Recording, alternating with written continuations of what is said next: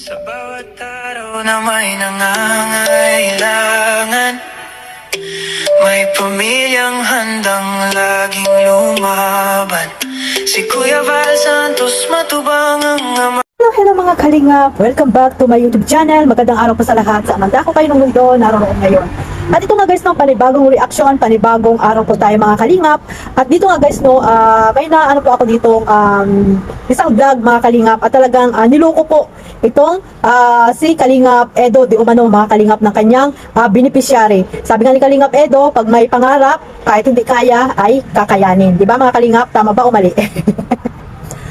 So, bago natin simulan yan, syempre mag-shoutout muna tayo sa ating founder, Kuya Val Santos Matubang, Ate Edna Vlogs, Kalingap Rap, at sa lahat po ng mga nasa landing pad, ambassador, deputy mga Kalingap Scouters, mega love shoutout po sa inyong lahat. At syempre sa mga kapwa ko po OFW, yung mga nandiyan po sa Pilipinas, at syempre sa mga mababait na sponsor na walang sawang sumusuporta po sa mga charity vlogger, saan man dako ng lugar po dyan sa Pilipinas, shoutout po sa inyong lahat. At syempre sa mga kasamahan ko pong reactor, yan, sa mga kapwa ko po reactor, na walang sawang sumusuporta po kay Kuya Val at kay Kalingap Rab, at sa mga legit reactor, no, hindi po mga reactoran lamang po, at mga anti-Kalingap, no.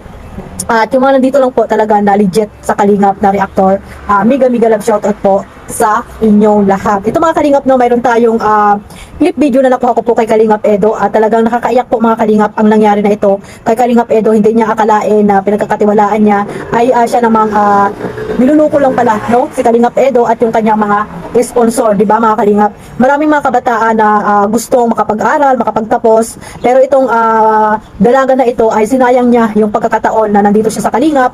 At syempre, nandyan siya kay Kalingap Eds, no, na talagang suportado po sa kanyang pag-aaral, no. Ilan lamang po yung mga kabataan na talagang ganyan po yung mga pag-uugali, no, mga Kalingap, na nandiyan na nga ang tulong, di ba? Ay ano pa, yung tawag nito, talagang sinasayang pa nila yung mga pagkakataon na natutulungan po sila mga Kalingap, di ba? At hindi nila naiisip kung ano ba yung status ng kanilang buhay, yung kanyang tawag dito, yung kanyang kinabukasan, di ba? So ayun mga Kalingap, no, sabay-sabay muna natin itong panoorin itong nakuha ko pong clip video kay Kalingap Edo, at after nito ay magbibigay po tayo ng opinion at kuro-kuro, ika nga, kung kayo sir-sangkay.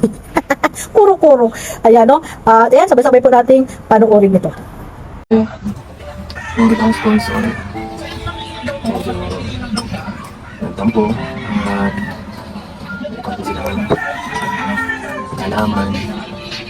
Dahil tungkol sa'yo. At yun. Medyo natin sa pagkatampo. Hindi na sila really tumulong. Dahil may nakapagsumbong sa akin yung nakaraan. Pagkatapos natin may upload yung video nakaraan, ginanap natin yung Grace. May isang sponsor na nagsabi sa akin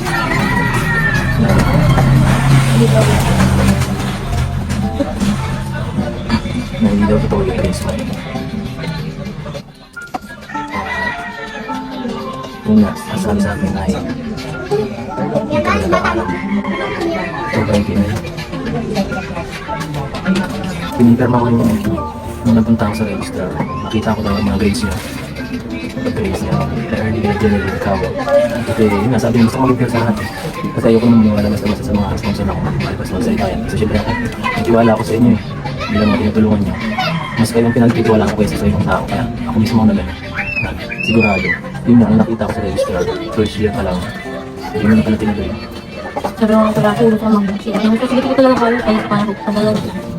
At medyo yun nga, hindi nakakalungkot dahil parang ano ka na eh, parang medyo yun nga, medyo parang paglaruan ka, hanggang ako dito yun. Kapag di lang tumutulong na malaman ko na gano'n, bakit di ka nagsabi sa akin kung Ano pa ako, nahihiyak ako.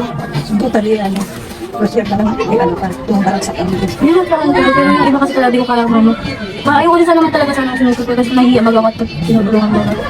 Gusto nga din sana mag-alukul at nahihiya magawa. Hindi ko talaga kayo kayo.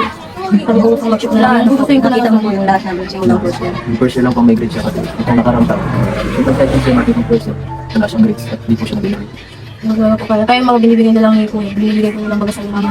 Siyempre nakakaya din ako magkasabay din nila. Tsaka, huwag mo nakakaya kasi tinutulungan lang nila. Minsan, sabi ko, nahiya nga ako. Nahiya ko ako. Kasi, kahit kami din po, tinatanong din po namin si Tinay simula sa Lisay. Hindi po kami nagkulang kay Tinay magsabi ka kung ano. Sinabi ko pa nga po sa kanya kung nag-aaral ka pa ba kasi hindi na nga po namin nakita mag-ano. Sabi niya, oo ate, sabi niya kahit pumunta pa na po ako sa school, eh, hindi po pwedeng student tayo. Kaya di naman po ako nangialam kasi may tiwala man po ako. Tsaka kami tatlo naman lang po ako magkakasama.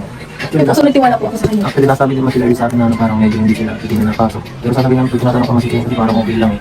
Tapos may pinapakita ko na ano, napatayo nito, tapos napasok, minsan, tapos na ano, yung sila may grades pa. Parang okay naman, tapos ano, yung akong pinagsama ko sila, yun ko lang nakumpong talaga. Wala ka bang, parang, yung ba naisip natin sa sarili mo na, parang wala kang masyadong pangarap.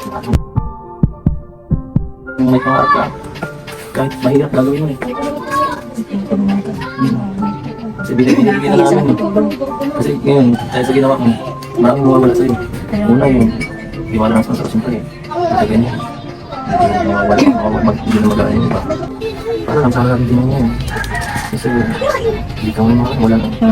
So yun mga Kalingap, sa hindi pa po nakasubscribe kay Kalingap Edo, ayan pa subscribe na po at syempre para po mapanood natin ang kanyang mga charity works at live po mga Kalingap. Syempre no, isa si Kalingap Edo na ating idol pagdating sa pagcha-charity mga Kalingap dahil talagang focus lang po siya sa pagtulong sa mga taong naghihirap, sa kanyang mga beneficiary, especially po sa kanyang mga scholarship na mga dalagita, di ba? Hindi mo akalain si Kalingap Edo no na may mga scholarship mga Kalingap. Syempre sa pamamagitan din po ng kanyang mga mababait na sponsor no, talagang nandyan si Kalingap Edo. Pero itong mga pagkakataon na to mga Kalingap, hindi akalain ni Kalingap Edo na may isang kanyang beneficiary na talagang hindi niya akalain no, sa kanyang sobrang pagtitiwala ay ayun mga Kalingap, niloko lang po siya, di ba?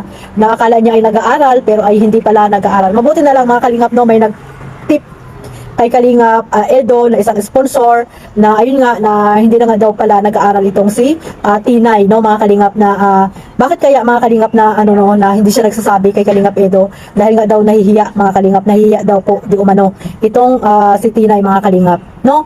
So sinayang niya po yung mga pagkakataon na yan na nandiyan si Kalingap Edo na tinutulungan sila kahit papaano makapag-aral sila di ba mga Kalingap dahil hindi sila mapag-aral ng kanilang mga magulang di ba, makapag-aral man pero hindi sapat yung mga pang-araw-araw na kanilang gastusin sa kanilang pag-aaral, di ba? Libre na sila sa kanilang apartment, wala nang atupagin, di ba? Hindi katulad namin ng mga OFW, lahat sa amin. Pag may mga kolehiyo kaming mga anak, lahat bayad namin, pero sila, di ba? Napakasuswerte po nila yung mga natutulungan po ni Kalingap Edo, no? Katulad yan nila, Early ba yan? Arlene, ayan pa isa si Jeneline ba yan? Jeneline mga Kalingap. Nakasama po niyan, magkakasama po yan tatlo na yan na isa sa mga tatlo na yan na mga tinutulungan ni Kalingap Edo no, pinapag-aral niya po yan. Kaya ayun, dismayado no, masyadong nagdismaya si Kalingap Edo sa nangyari dito kay Tinay kasi nga syempre nagtiwala siya, di ba mga Kalingap, nagtiwala siya at grabe yung samahan na nila pero ay parang niloko pa rin po itong si Kalingap Edo. At syempre yung mga sponsor na napakababait na kahit hindi naman kaano-ano ay nagbibigay na po ng tulong para sa kanyang pag-aaral. Kaya mahirap po talaga pag ang tiwala po ay naalis po sa isang tao mga Kalingap kasi yung tiwala po talaga ang pinaka-importante dyan, no? Huwag nyong iaalis sa inyong mga tawag dito sa inyong mga kasamahan, no? Yung tiwala. Katulad niyan, di ba? Nawala na yung tiwala sa kanya ni Kalingap Edo, no? So, hindi na siya napagbigyan na kasi nga, pangalawang bilis na ata daw niya yung ginawa mga Kalingap ata. Hindi ko lang mga Kalingap, hindi ko lang sure no. Pero yan nga, 'di ba? Hindi na nga binigyan ni Kalingap Edo ng isa pang pagkakataon si Tinay. So, isang taon no na sayang, 'di ba mga Kalingap? Sayang yung isang taon, 'di ba? Isang taon na tambay or magtatrabaho ka, 'di ba?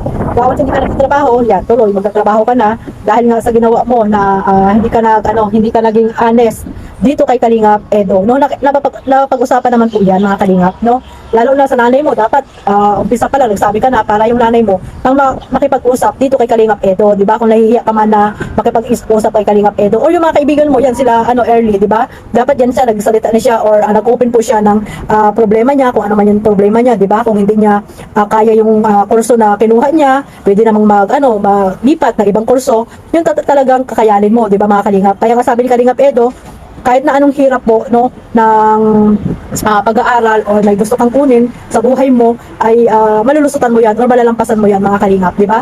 kung may pangarap ka sa buhay, di ba mga kalingap, ay talagang malalampasan mo yan, no? Pero si Tinay, ewan ko bakit ganyan, di ba? Hindi na natin akalain na magiging ganyan si Tinay, no? Kasi syempre napakabait din na bata ito, no? Nung tinulungan ni Kalingap Edo, kaya nga napaiyak din si Kalingap Edo sa nangyari, no? Hindi niya akalain siguro na gagawin ni Tinay ito sa kanya, mga kalingap. So ayun, nahihiya daw po, nahihiya daw si Tinay. Pero mga kalingap, mga supporters po ng EDSA, no? Sana po ay bigyan nyo lang po ng advice itong si Tinay, huwag nyo pong i-bus, di ba? May mga tao talaga na nagkakamali, mga kalingap, no? At hindi naman lahat ay perfecto. So sana hindi nyo po i-bus itong si Tinay, bigyan nyo ng advice para pag nabasa niya man ay maging motivation kayo para sa kanya, mga kalingap, no? At ayan, aral na po sa kanya yan, no? Dahil nga, ayan, sinayang niya. Sa huli naman po yung pagsisisi, di ba? Wala naman sa una. Kaya, ayan, pag nakapagtapos sila early, syempre, may isip niya yan, di ba? Na nag-aaral sila early, di ba? So, sana, mga kaibigan niya naman yan, dyan na lang siya nag-open, no? Kaya, siguro, hindi natin alam kung ano ba yung gusto niya sa buhay. So, ayun mga kalingap, no? Suportahan po natin itong vlog na ito ni Kalingap Edo, no? Talagang viral na po ito, no? Napakarami na pong nanood po dito sa vlog na ito ni Kalingap Edo. Ayan, no? Maraming salamat po sa solid supporters po ng EDSA at ng Kalingap na talagang sinusuportahan po si Kalingap Edo, no? Sa kanyang mga charity work. Sana po ay patuloy lang po ang inyong pagsuporta sa mga charity vlogger, hindi lamang kay Kalingap Edo. Nandiyan sila Kalingap Dan, Kalingap Kalinga Jomar, yan, sa mga K-Boys, na iba pa, syempre sa ating founder Kuya Bal at kay Kalinga Prab, no? Huwag po niyo pong kalimutang suportahan sila. At syempre, ang inyong lingkod, mga Kalinga, maraming salamat po sa walang sawang pagsuporta sa aking maliit na YouTube channel. Hindi ko na po kayo maisa-isa. At syempre sa mga bago ko pong subscriber, maraming salamat po. Sana po ay mag-ingat po tayong lahat, mga Kalingap. At ito lang po ang aking vlog ngayong araw na ito. God bless po sa lahat. Maraming salamat po ulit. At mabuhay po ang Team Kalingap. Bye-bye!